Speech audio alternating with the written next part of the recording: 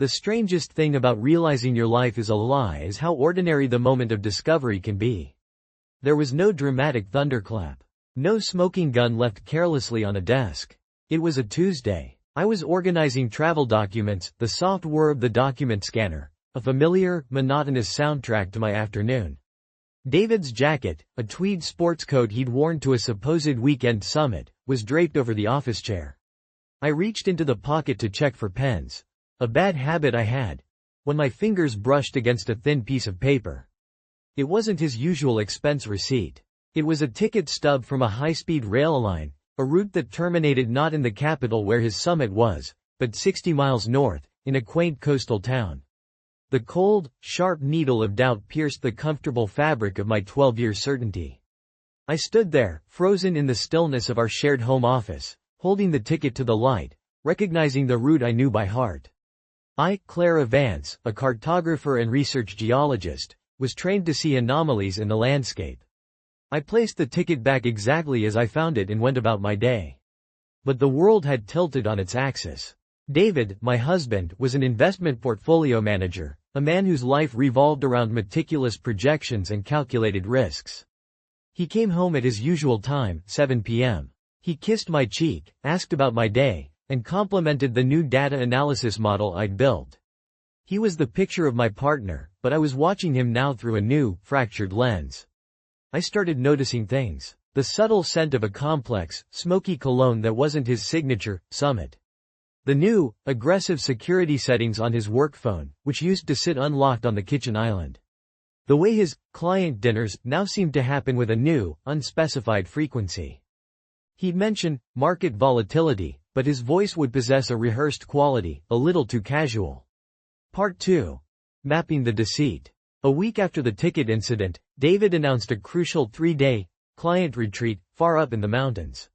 He packed his hiking gear with an enthusiasm that felt utterly performative. "The cell service is non-existent up there, my love," he said, kissing my forehead. "Don't worry if I'm off the grid." I nodded, my face a mask of supportive calm. "Have fun. Bring back some clean air." The moment his SUV disappeared down the street, the mask fell away. I wasn't just a partner anymore, I was a field researcher, excavating the ruins of my own marriage. I went into his private study, a space as structured as his portfolio. Tidy, organized, too organized. My heart beat a slow, heavy rhythm against my ribs. Shame for the invasion, desperation for the truth. It was in a small metal lockbox I found it. Not a love letter, but a separate corporate credit card statement. My hands, trained to handle delicate rock samples, trembled as I scanned the charges. There were high-end jewelry purchases, charges from a boutique hotel in that coastal town, and a recurring monthly payment to a specialty gallery. The dates were a devastating map of his deceit. I sank to the floor, the cold tile biting through my trousers. The evidence was sterile, financial, but it painted a picture more vivid and painful than any passionate encounter could. This was calculated. This was a second, fully financed life. This wasn't just a betrayal of love. It was a betrayal of our partnership, of the fundamental, shared trust we had built. He hadn't just strayed, he had meticulously built a false structure and assumed I was too dull, too preoccupied with rocks and maps, to notice the faulty calculations. I carefully placed the statement back. I walked out of his study, my jaw set. The quiet, supportive wife he took for granted was gone. In her place was a cartographer of truth. The investigation became more focused, more daring. I didn't need emotional proof. I needed irrefutable logistical evidence. I needed the full geological survey of his deception. I leveraged my professional access. One evening, I logged into our shared cloud account. Using a specialized data extraction program, I downloaded his phone's GPS data for the past 6 months. The resulting digital map was a damning diary of his lies. After-work deviations to a quiet, affluent neighborhood, not to Steve's office, but to a precise latitude and longitude that corresponded with a coastal gallery. I found her name by cross-referencing the gallery's owner. Eleanor Voss, art historian. Her social media was public. A woman with a confident, open smile, posing in front of coastal vistas David had claimed were solo research trips. The realization was a new kind of cold pain. This wasn't some fleeting indiscretion. This was a relationship. Part 3. Weaponizing trust. The next few weeks were the strangest of my life. I moved through my days like a perfectly masked geological feature, stable on the surface, tectonic shifts beneath. I cooked David's favorite meals. I listened with feigned interest to his elaborate, entirely fictional stories about market analysis and client retreats. I was an actress playing the role of the devoted, unaware partner. I needed him utterly complacent, utterly convinced that his secret world was still perfectly hidden. Trust is a powerful thing to build, but it is an even more devastating force to weaponize once it's been broken. He trusted me completely. My revenge, I decided, would not be loud or messy. It would not involve confrontations or shattered glass. That would allow him to paint me as the hysterical woman. I wanted him to feel the full, crushing weight of his own choices, displayed not in anger, but in devastating, quiet clarity for everyone who mattered to him to see. I wanted to dismantle the financial structure he prized most, not with a wrecking ball, but by carefully removing the foundational data and watching the whole structure tumble down around him. The perfect opportunity presented itself 3 weeks later. David was being honored at the annual Investors Gala, the pinnacle of his world, for successfully managing the region's largest endowment fund. It was a huge, glittering event, with all his clients, his colleagues, his family, and the fund's board of directors in attendance. The entire event era un monumento a su reputation. The hypocrisy was so thick, I could taste it. He was buzzing with excitement. "It's going to be the most important night of my career, Clara," he said, grinning as he looked over the seating chart. "It's the golden standard." "Oh, it will be," I said, my voice smooth as quartz. "It will be absolutely unforgettable. I've even prepared a digital presentation for your tribute to dedication. A special multimedia feature." His face lit up. "Darling, that's so thoughtful. You're amazing. You'll upload it to the AV system?" "I'll handle the logistics," I assured him, picking up my purse. Inside, next to my lip gloss, was a military-grade USB drive, the weapon that looked like a gift. Part 4. The Projection of Truth. The ballroom was magnificent, bathed in the soft, theatrical light of crystal chandeliers.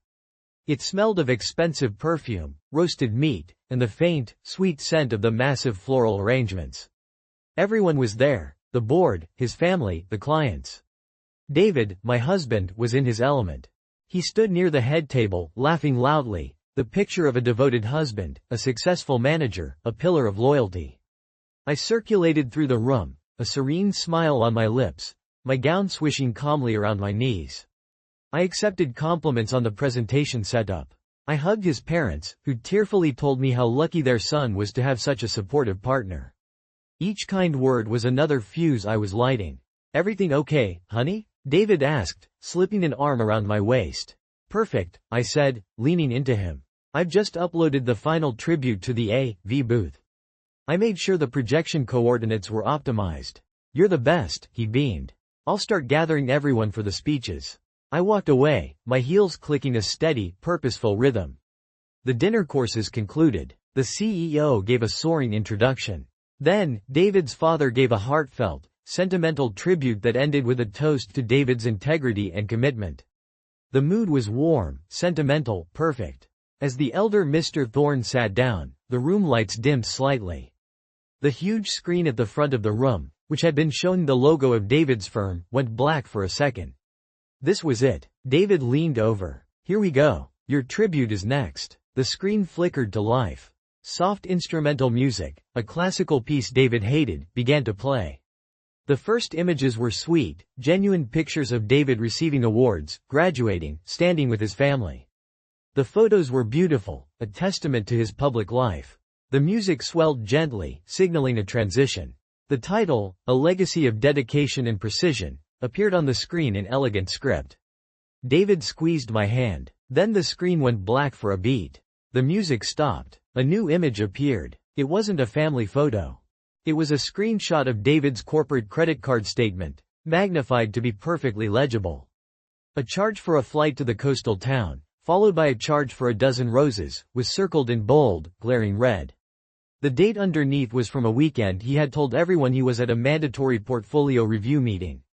A confused murmur rippled through the crowd. "What is this?" David whispered, his hand freezing around mine. Another image. A screenshot from the GPS data. His phone's location pinpointed not at the Capitol's summit, but at the exact coordinates of Eleanor Voss's coastal gallery. The next slide showed an email confirmation for a private showing at that gallery, signed by David. The room was utterly silent now. The only sound was the faint hum of the projector. I could feel the intense heat of David's panic radiating off him. He was frozen, a statue of dawning horror. "Turn it off," he finally hissed, half rising from his chair, but it was too late. The final image filled the screen. It was a Photoshop creation, a map I had designed, which overlaid all his lies. It showed two distinct zones of activity. The professional zone, his office, our home, and the Eleanor zone, the coastal town, the hotels, the gallery. The title was simple, rendered in cold, scientific type. Thorn Integrity Assessment. Error rate 100%. In huge, bold letters, the caption below the map read, "Congratulations, David. I hope your clients appreciate precision as much as I do." A collective gasp swept through the ballroom. I heard the stifled sob of his mother. In that moment of profound, shocking silence, I stood up. I let go of David's cold, clammy hand. I looked at him, not with fury, but with a devastating, quiet pity. His face was ashen, his eyes wide with terror and shame. He was exposed, utterly and completely, before the people whose trust he had monetized. I didn't say a word to him. I didn't need to. I turned to the board members, my expression full of a sorrow that wasn't entirely feigned. "I apologize that your evening was ruined," I said, my voice clear and carrying in the dead quiet. "I truly do." I laid my napkin neatly on my chair, and then I walked. I walked past the tables of stunned guests, through the silent lobby, and out into the cool, clean night air. Part 5. The system change. I didn't look back. I could hear the first wave of furious, confused chatter erupt behind me as the doors swung shut. I got into my car, the one I had secretly filed the ownership transfer papers for months ago, and drove away. The next morning, the fallout was nuclear. David was fielding furious calls from his firm's legal team. His father refused to speak to him. His carefully cultivated reputation, the asset he valued above all others, was destroyed. He was the investment manager who couldn't even manage his own integrity. The divorce was swift. My lawyer, armed with the evidence I'd meticulously gathered, eviscerated his defense. He lost the majority of the joint assets and, crucially, his influence. I saw him once more, months later, during the final signing of the papers. He looked hollowed out, defeated. He tried to speak to me, to apologize, to say something about how I had destroyed his life. I finally broke my silence. I looked him directly in the eye, my gaze steady and cold. "I didn't destroy you, David," I said, my voice quiet but absolute. "I merely mapped your choices. You destroyed yourself the moment you decided to build a future on a fault line." I turned and walked away for the last time. The revenge was complete. It wasn't sweet, it was necessary. It was the reclamation of my own story. He had tried to write me as a quiet, predictable character. But in the end, I took the pen from his hand, used my own tools of analysis and precision, and I wrote the final chapter myself. I left the affluent suburbs and rented a small, messy office space downtown, setting up my own independent cartography and geological consulting firm. It was risky, inefficient, wonderfully chaotic, and entirely mine. David's retribution had been designed to leave me ruined and alone. Instead, it stripped away the comfortable, false life, leaving me with nothing but the truth of who I was. A woman who prized clarity and stability, and who now had the ultimate system change. A clean slate, optimized for authenticity. And for that, I finally achieved a kind of strange, hard-won peace. Part 6. The scorched earth of litigation. The initial days following the gala were a blur of cold, clinical activity, the emotional antithesis of the public spectacle I had orchestrated. My attorney, a sharp, no-nonsense woman named Veronica Lane, took control of the legal terrain. She had been armed with the Thorn Integrity Assessment for weeks, but the public exposure turned it from a private asset into a foundational pillar of the case. The fallout was precisely calculated. David's firm, built on the perception of unwavering trust and meticulous ethical standards, could not withstand the public display of his fundamental dishonesty. Within 72 hours, the board of the endowment fund forced his immediate, humiliating resignation. The man who had based his entire identity on financial projections was now financially toxic. The house, our beautiful, sterile sanctuary in the affluent suburbs, became a fortress of silence. I moved to the guest suite in the opposite wing, treating the vast space like a quarantine zone. David did not return immediately. He was likely ensconced in a hotel, reeling from the loss of his reputation. When he finally did come back, a week later, accompanied by his lawyer, our interactions were restricted to terse exchanges through legal aids.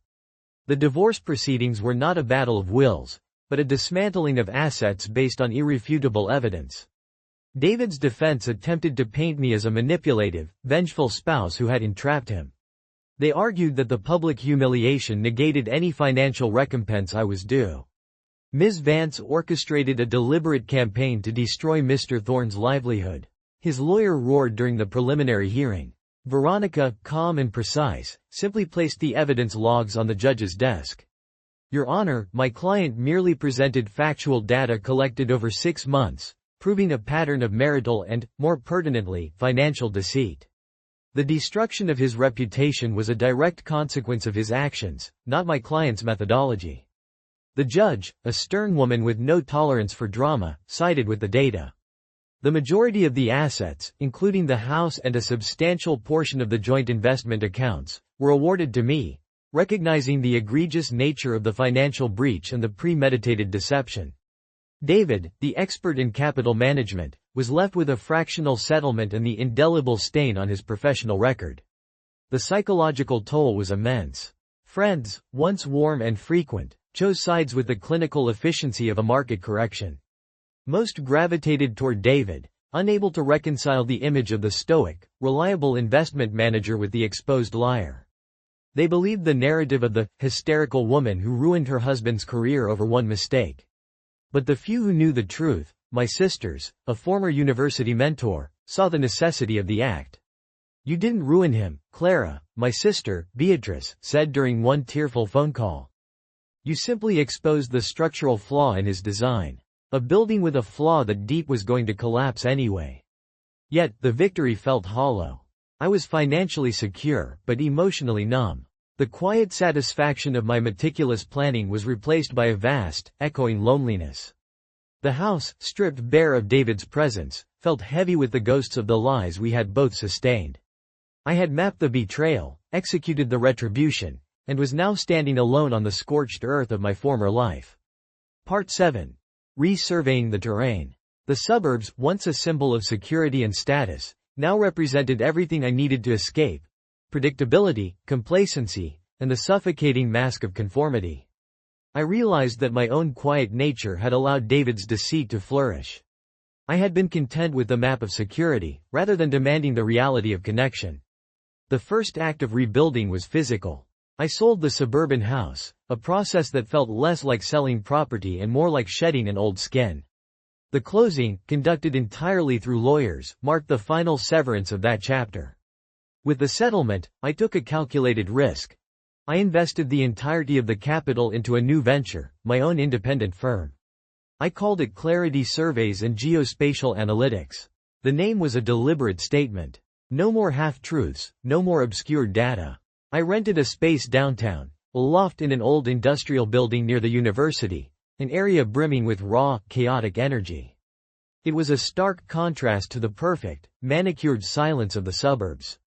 The walls were brick, the ceilings high, the light inconsistent. It was gloriously imperfect. Starting over at 52 was daunting. My academic background was impeccable, but entrepreneurship was a different terrain. The initial months were a blur of financial anxiety and intense focus. I designed my office around functionality: massive drafting tables, high-resolution monitors displaying complex hydrological models, and walls lined with geological maps. My truth. The work itself was my salvation. I specialized in providing independent, unbiased geological surveys for infrastructure projects, often exposing fraudulent or compromised data, a skill sharpened by my recent personal experience. I felt a visceral satisfaction in ensuring the integrity of a construction project, knowing that my commitment to the unadulterated truth was my new foundation. But the isolation persisted. My colleagues respected my work, but the story of the gala preceded me like an explosive reputation. I was seen as the formidable, ruthless woman who had dismantled a pillar of the financial community. They respected my precision, they feared my methodology. I began to analyze the affair itself, not with rancor but with a detached, professional curiosity. I reread the Thorne Integrity Assessment, not as a list of grievances but as a case study in self-deception. I realized that David's success had been built on external validation, and when our marriage failed to provide that, he sought it elsewhere. My mistake had been allowing my own identity to shrink into the role of the supportive partner, becoming a static point on his map instead of an evolving landscape. The therapy I reluctantly started helped me resurvey my internal terrain. My therapist, Dr. Elias, often noted, "You are the expert, Clara.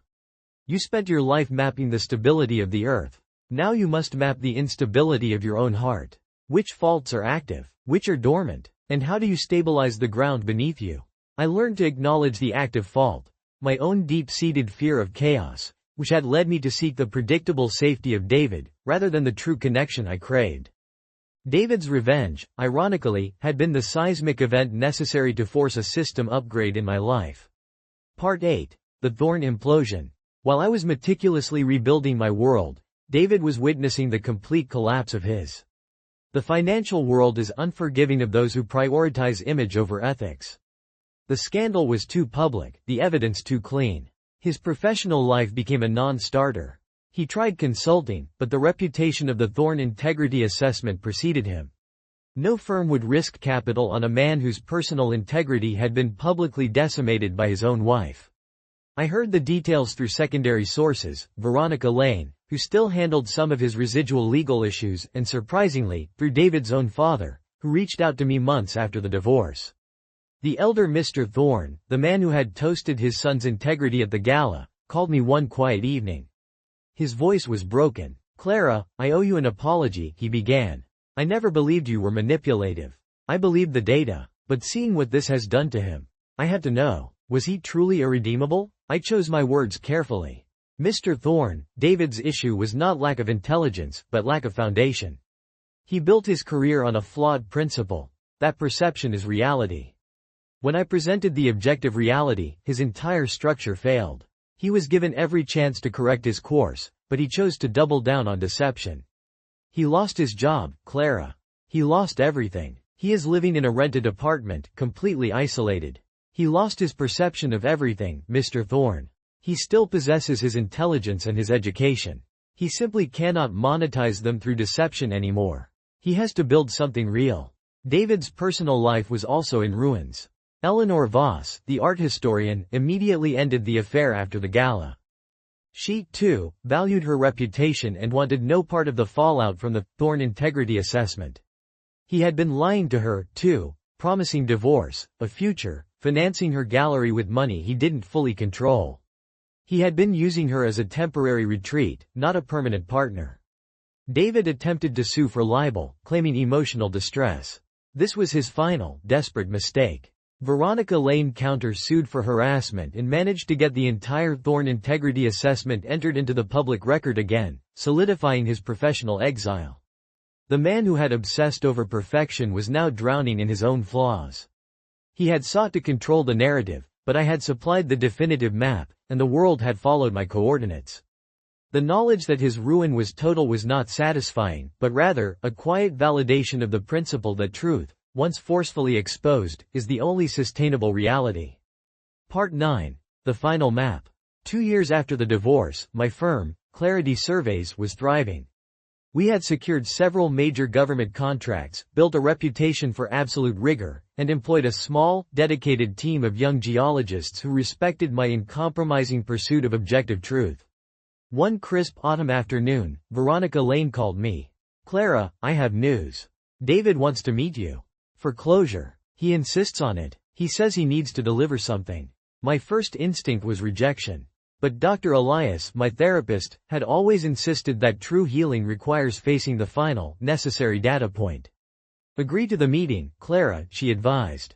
"But choose the location. On your terms. On your turf." I chose the lobby of my new office building downtown. It was a space of concrete, glass, and exposed structure, raw, honest, functional. He arrived promptly, exactly on time, a habit ingrained from years of corporate discipline. He looked drastically altered. His suit was ill-fitting, his shoulders slumped. The confidence that had once radiated off him like heat was gone, replaced by a defeated weariness. He saw me, Clara Vance, standing next to a large, framed map of a recent seismic stability survey I had conducted. I was dressed in practical attire, comfortable in my own skin, my gaze clear and steady. We sat at a small, uncomfortable metal table. "Clara," he began, his voice raspy. I needed to see you."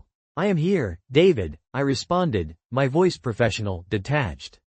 "Veronica mentioned you had something to deliver." He reached into his worn briefcase and pulled out a single, small item. The delicate silver necklace pendant I had dropped in the trunk of his car years ago, the first piece of evidence he had collected. He must have kept it all this time. "I found this," he said, pushing it toward me. "I found it and I knew. And I started planning then. It wasn't rage. It was calculation. I wanted you to feel the precision of my pain." I looked at the pendant, then at him. The man who had sought to destroy me was now offering me the very first piece of evidence of his victory. "I know, David," I said softly. "I always knew it was precision, not rage. And I understand the need for calculation. It saved me." He looked utterly confused. "Saved you? I ruined you. You ruined the map I had built, David. The flawed, suburban map of security and comfort. You forced me to conduct a total resurvey of my life. I had become passive. I was shrinking. Your betrayal was the necessary seismic event that exposed my need for authenticity." I pointed to the framed map beside me, a complex rendering of geological strata. "I built a new life, David. One based on data I trust." He looked down at his hands, defeated. "I'm sorry, Clara. For everything. I destroyed my parents. I destroyed my career. I accept your apology, David. I do. But you destroyed yourself the moment you prioritized perception over integrity. I merely provided the data. You chose the coordinates for your own destruction." I stood up. "The meeting is over. I wish you peace." He sat there, hollowed out, as I walked away. I did not feel triumph. I felt an immense, quiet, hard-won peace. The revenge wasn't sweet, it was necessary. It was the absolute reclamation of my own narrative. David had tried to define me as a quiet, predictable wife. But in the end, I became the cartographer of his downfall and the architect of my rebirth. Today, sitting in my chaotic, bright office, surrounded by maps of real, tangible terrain, I know my truth. I am a woman who values clarity and stability, and who now has the ultimate system change. A foundation built on rock, not sand. The pain of the betrayal faded, but the strength forged in the fire of retribution remains. The flawed system was retired. The new one is functional, authentic, and entirely mine.